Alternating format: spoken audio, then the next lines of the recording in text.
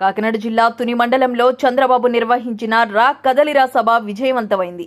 ముందుగా సభా ప్రాంగణానికి చేరుకున్న చంద్రబాబుకు మాజీ మంత్రులు ఘన స్వాగతం పలికారు. అనంతరం ఎన్టీఆర్ విగ్రహానికి పూలమాలలు వేసి సభలో ముఖ్యమంత్రి జగన్ ప్రభుత్వంపై చంద్రబాబు తీవ్ర వ్యాఖ్యలు చేశారు. అనంతరం రాష్ట్ర ప్రజలకు సంక్రాంతి శుభాకాంక్షలు తెలియజేశారు. ఈ కార్యక్రమంలో మాజీ మంత్రులు యనమల రామకృష్ణుడు, నిమ్మకాయల చినరాజప్ప, జ్యోతుల నవీన్, జనసేన నాయకులు కందుల దుర్గేష్, పంతం నానాజీ, తుని నియోజకవర్గ ఇన్ఛార్జ్ యనమల దివ్య, యనమల కృష్ణుడు, ప్రతిపాడు నియోజకవర్గ ఇన్ఛార్జ్ వరపుల సత్యప్రభ, యనమల శివరామకృష్ణ, రాష్ట్ర నాయకులు తదితరులు పాల్గొన్నారు.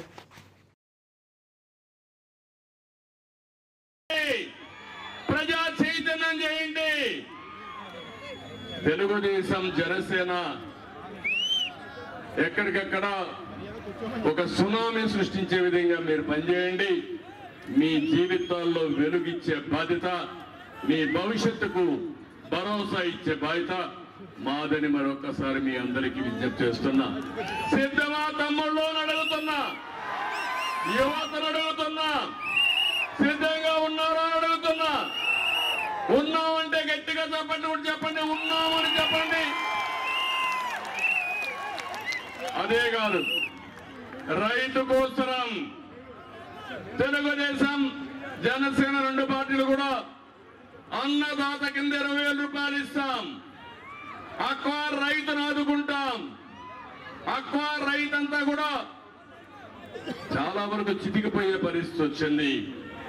ఈ ముఖ్యమంత్రి వచ్చిన తర్వాత హ్యాచరీస్ పోయినాయి, అక్వా రైతు మునిగిపోయాడు, రైతు కూలీ మునిగిపోయాడు, కౌలు రైతు దెబ్బతిన్నాడు, వరి ధాన్యం పండించే రైతుకు గిట్టుబాటు ధర రావడం లేదు. ఎక్కడ చూసినా దేశంలో ఎక్కువ ఆత్మహత్యలు చేసుకునే రైతాంగం మన రాష్ట్రంలో ఉన్నారు. ఎక్కువ అప్పుల పాలైన రాష్ట్రం మన రాష్ట్రమే దానికి నెంబర్ 1. మళ్ళీ హామీ ఇస్తున్నా, రైతులను ఆదుకుంటాం. ప్రతి ఒక్క రైతుకి, కౌలు రైతుని ఆదుకునే బాధ్యత తెలుగుదేశం జనసేన తీసుకుంటాం. మేము మీ ముందుకు దానికోసం వస్తాం, న్యాయం చేపిస్తామని చెప్పి నేను మీకు తెలియజేస్తున్నా. ఈ రోజు మీకు చేసిందేంటి? పిడి గుద్దులు. నిరంతరం గుర్తున్నాడా లేదా అని మిమ్మల్ని అడుగుతున్నా. మీ జీవితాల్లో ఎవరి జీవితాల్లో వెలుగు వచ్చిందని అడుగుతున్నా. అందుకే మీ దగ్గర ఒక ఓటు హస్తం ఉంది. రేపు రాబోయే ఎన్నికల్లో మూకుమ్ముడుగా ఊర్లు ఒకటి కావాలి, ప్రజలందరూ ఒకటి కావాలి. మీ భవిష్యత్తుకి జగన్మోహన్ రెడ్డిని చిత్తుగా ఓడించి బంగాళాఖాతంలో కలుపుతామని గట్టిగా చప్పట్లు కొట్టి మీ హర్షాన్ని, ఆమోదాన్ని తెలియజేయాలి.